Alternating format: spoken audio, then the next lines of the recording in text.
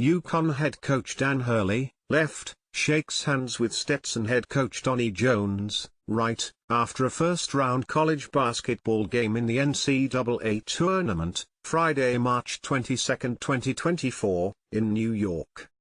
Dan Hurley paused in the middle of his news conference Saturday when a young staffer walked into the room and handed him a Uconn baseball cap. But not just any cap.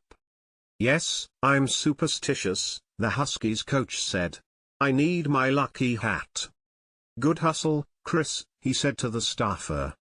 Hurley has not been shy about calling his top-seeded Huskies the best team in college basketball. Still, he is not taking any chances heading into Sunday's second-round matchup against ninth-seeded Northwestern in the NCAA tournament.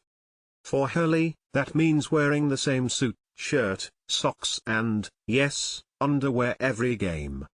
"My wife, Andrea, she was churning the hand washer last night, and when I left this morning, they were hanging. They looked droopy," Hurley said Saturday. "But they had the hairdryer on hot and she had a concoction set up to dry them. The socks got holes in them because I'm running the same socks." Uconn began its national title defense on Friday by cruising to a 91-52 victory over 16th-seeded Stetson. The Huskies' 33-point margin at halftime was the largest in program history during the NCAA tournament.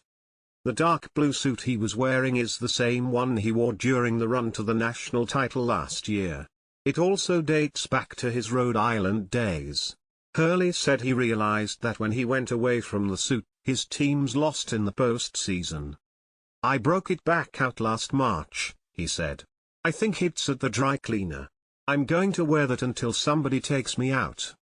Same goes for the shoes. Featured local savings. "Brutal shoes. Brown shoes. Barely have a sole left," he said. Hurley is in his 6th season with Uconn. The New Jersey native and former Seton Hall guard said he wasn't like this as a player, but as a coach he can only control so much of the outcome. "But sometimes, you're just in the back of the locker room by yourself a lot, everyone else is out there, and it's just you and your thoughts.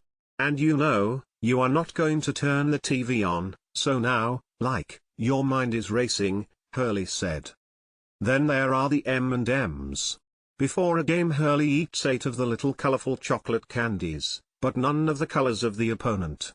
That meant no green ones before the Stetson game. Hurley won't have to sort through M&Ms Sunday.